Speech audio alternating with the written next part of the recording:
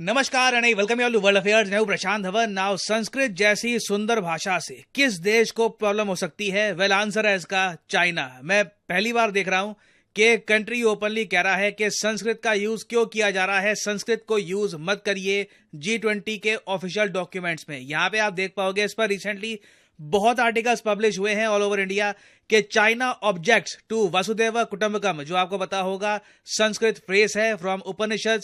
ये कह रहे हैं कि वासुदेव कुटुंबकम ये आप ऑफिशियल डॉक्यूमेंट्स में मत लिखिए, G20 के पेपर्स में इस लैंग्वेज का यूज बिल्कुल भी मत करिएगा। नाउ प्रॉब्लम यह है कि ये थीम है भारत के G20 समिट का, तो चाइना यहां पे आपत्ति क्यों कर रहा है? इंडिया के सामने लॉन्ग टर्म में क्या इसका सोल्यूशन है? बहुत कुछ यहां पे आपको जानने को मिलेगा। So a lot to know, a lot to discuss as always. But before we begin, आगे बढ़ने से पहले आपसे एक क्वेश्चन पूछूंगा। आई एम श्योर आपने मालाबार नेवल एक्सरसाइज के बारे में सुना होगा। 4 देशों का यह युद्ध अभ्यास होता है, इंडिया, ऑस्ट्रेलिया, यूएसए और जापान। आपको बताना है कि 2023 का मालाबार नेवल एक्सरसाइज कौन देश होस्ट करने वाला है। ये 10 दिन तक चलेगी ये एक्सरसाइज। ये है यहाँ पे आपकी ऑप्शंस, ऑस्ट्रेलिया, इंडिया, जापान या फिर यूएसए। कमेंट सेक्शन में करिए उत्तर, सही आंसर आपको मिलेगा वीडियो के अंत में। अच्छा, आज से कुछ दिन पहले ना ये आर्टिकल्स पब्लिश हुए थे कि चाइना अकेला देश है जो भारत को रोक रहा है। हालांकि यहां पर बात चल रही थी यूनाइटेड नेशन सिक्योरिटी काउंसिल की। मुझे लगा कि अब इस पर क्या वीडियो बनाऊं, आपको ऑलरेडी पता ही है कि यूनाइटेड नेशन सिक्योरिटी काउंसिल में अगर भारत को परमानेंट सीट से एक देश रोक रहा है तो वो है चाइना। और रिसेंटली हमारे विदेश मंत्री ने ये बात पार्लियामेंट्री कमेटी के सामने बोल भी दी कि सिर्फ चाइना ही रोक रहा है, बाकी सब कंट्रीज इंडिया को वेलकम करते हैं।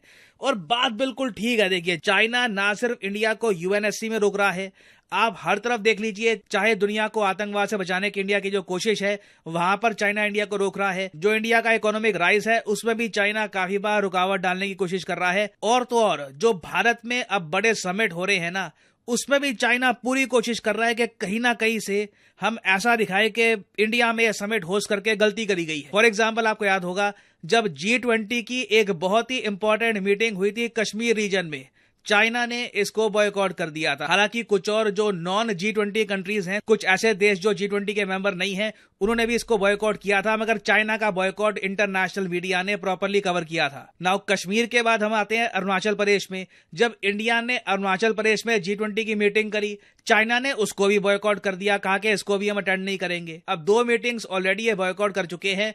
अब ये फाइनली अटैक कर रहे हैं G20 के थीम को कि जी जो आप यहां पर थीम यूज कर रहे हो ना G20 का, ये हमको एक्सेप्टेबल नहीं है। एक बार मैं चाहता हूं G20 की वेबसाइट में हम जाएं, वहां पे मैं आपको दिखाऊंगा कि भारत का थीम क्या है और उस थीम को हम कैसे प्रेजेंट कर रहे हैं दुनिया के सामने।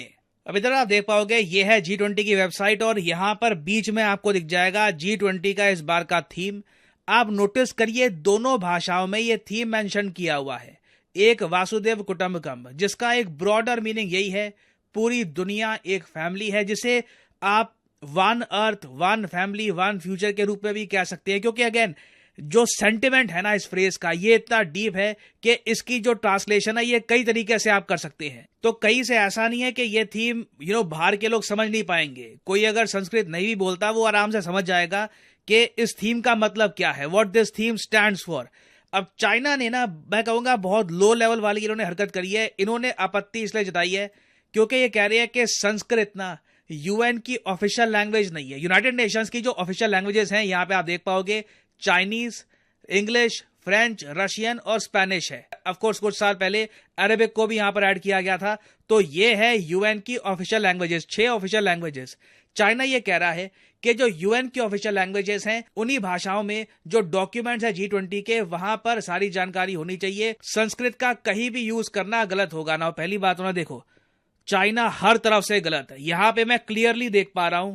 आई मीन अगर आपको कभी एविडेंस चाहिए था कि क्या चाइना में इंटरनली इनकी गवर्नमेंट क्या इंडिया से डीपली नफरत करते हैं, क्या इनको बहुत ज्यादा इनसिक्योरिटी होती है इंडिया का फ्यूचर देखकर, तो ये हमको एक प्रॉपर प्रूफ देता है कि चाइना अंदर से, चाइना की जो सरकार है, इनके गवर्नमेंट ऑफिशियल्स हैं, ये इंडिया के बारे में क्या सोचते हैं। क्योंकि पहली बात तो जो भी देश G20 समिट को होस्ट करता है ना, वो थीम अपनी भाषा में बनाते हैं और वो थीम G20 के वेरियस डॉक्यूमेंट्स में एंटर भी होता है। एग्जाम्पल के लिए मैं आपको बताता हूं, 2023 का G20 समिट होस्ट कर रहा है इंडिया, 2022 का G20 समिट होस्ट किया था इंडोनेशिया देश ने।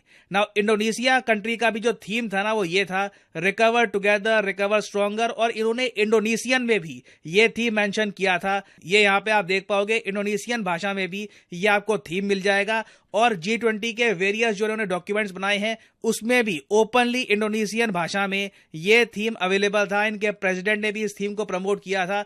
तो कहां से अचानक से चाइना कह रहा है कि नहीं ये अलाउ नहीं होगा? It is hypocritical. जब इंडोनेशिया कर रहा था तब चाइना ने कुछ आपत्ति जताई नहीं, क्योंकि इंडोनेशिया से कुछ खतरा नहीं है फ्यूचर में जियोपॉलिटिकल सेंस में।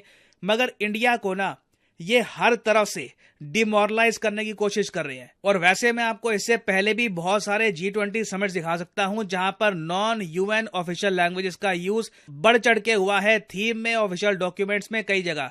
तो चाइनीज साइड का जो भी विरोध है, जो यहाँ पे ये इस पर आपत्ति जता रहे हैं, ये क्लियरली इंडिया की प्रति जो इनकी हेट्रेड है इसको दर्शाता है। अब यहाँ पे आप एक क्वेश्चन पूछ सकते हैं कि जिस तरीके से चाइनीज को ऐड कर रखा है as a UN official language, हम संस्कृत को ऐड क्यों नहीं करवा देते? यहाँ पे ना देखो, हमें ये बात समझनी होगी कि संस्कृत को हम प्रमोट नहीं कर रहे यूएन में, मतलब एज एन ऑफिशियल लैंग्वेज।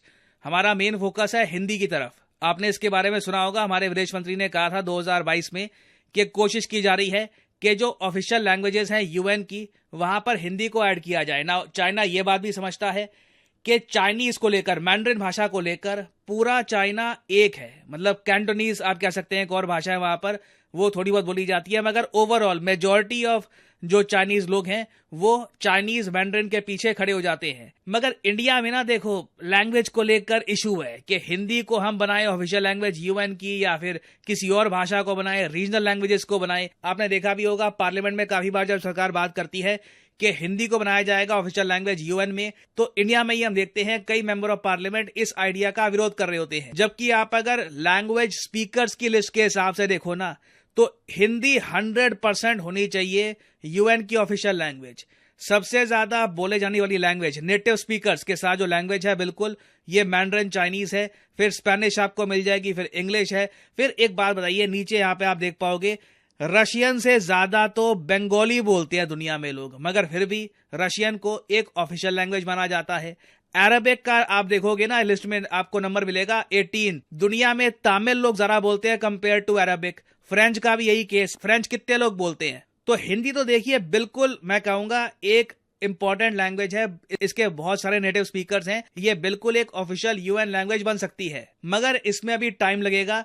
अभी के लिए जो तरक्की हुई है उसमें यूनेस्को में हमने हिंदी पहुंचा दी है, मगर ओवरऑल हिंदी को एक्सेप्ट करवाने में एज एन ऑफिशियल लैंग्वेज एक काफी लंबा प्रोसेस होता है, इसमें टाइम लगेगा। हालांकि मैं आपको वैसे ये बता दूं, जून 2022 में एक रेजोल्यूशन पास हुआ था यूएन की जनरल असेंबली में, तो इवेंचुअली, हालांकि टाइम लगेगा, मगर इवेंचुअली हिंदी एक यूएन ऑफिशियल लैंग्वेज बनी जाएगी। It is pretty much bound to happen. और रही बात इस थीम की, देखिए चाइना के अलावा मुझे लगता नहीं है कि कोई भी G20 कंट्री इस बात को लेकर ज्यादा आपत्ति जताएगा, बट देखना होगा कि इवेंचुअली इंडिया का रिस्पॉन्स क्या होता है, इंडिया यहां पर क्या करता है।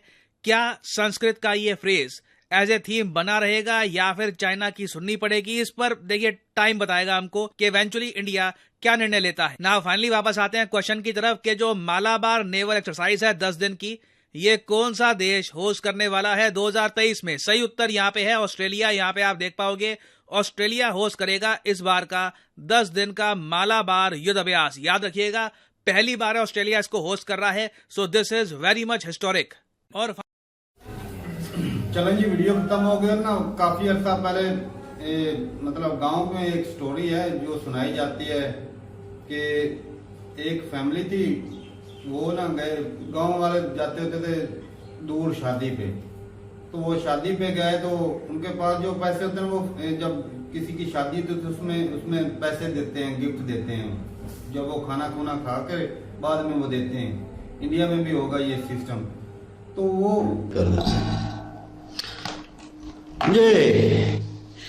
बाकी ये बात तो एक है कि चाइना को संस्कृत से जो लैंग्वेज है इन्होंने G20 की दी है, तो उससे प्रॉब्लम है, उन्होंने बाइकआउट भी किया। और मैं ये समझता हूँ जाहिर है जो बंदा होस्ट कर रहा है अगर वो अपनी लैंग्वेज में नहीं मतलब लिख सकता तो फिर वो होस्ट किस चीज़ का, होस्ट का काम है कि अपनी लैंग्वेज में भी लिखना, अपनी जो रियल लैंग्वेज है, जो संस्कृत लैंग्वेज है उसके पहले नंबर पे आ जाना बड़ी बात नहीं है, पहले नंबर को बरकरार रखना वो सबसे बड़ी बात है। अब अगर इंडिया मेहनत कर रहा है, जिस लगन जिस जुस्तजू के साथ इंडियन अवाम, गवर्नमेंट और ऑफिशियल्स काम कर रहे हैं, तो भाई उनको नंबर 1 बनने से कोई नहीं रोक सकता। तो बजाय उसके उनके रास्ते में रोड़े अटकाने के, आप तो पहले से ही उस मुकाम पर हो, आप और ज्यादा मेहनत करो, और ज्यादा ग्रोथ, अपने आप को बहुत दूर ले जाइए इंडिया से। लेकिन ये जो चीजें हैं छोटे छोटे इतराज इससे लगता नहीं है कि आप ऊपर जा रहे हैं। तो वो हिंदी को भी हिंदू चले हिंदू की एंटर करेंगे ऐसे नहीं करे, क्योंकि अगर होस्ट इंडिया का रहा है तो अपने ही क्षेत्र में, अपने ही लोगों में, अपनी ही जुबान में लोगों को तैयार करेगा, ताकि जो बात समझाना चाह रहे हैं वो उनकी वाम तक पहुंच। हिंदी में हो बेहतर है, उसमें उर्दू भी शामिल है थोड़ा। ये बात भी ठीक है, वो कहते हैं कि अगर हिंदी जो है वो चौथे नंबर पे आती है वर्ल्ड में, सबसे ज्यादा बोलने वाली बात चौथे नंबर पे है, तो वो लैंग्वेज वो हो सकता है कि उसमें या डिबेट हो तो वो हो सकता है वो हिंदी की तरफ चले जाए संस्कृत को स्क्रिप्ट करके, लेकिन तो ये तो आने वाले वक्त में देखेंगे।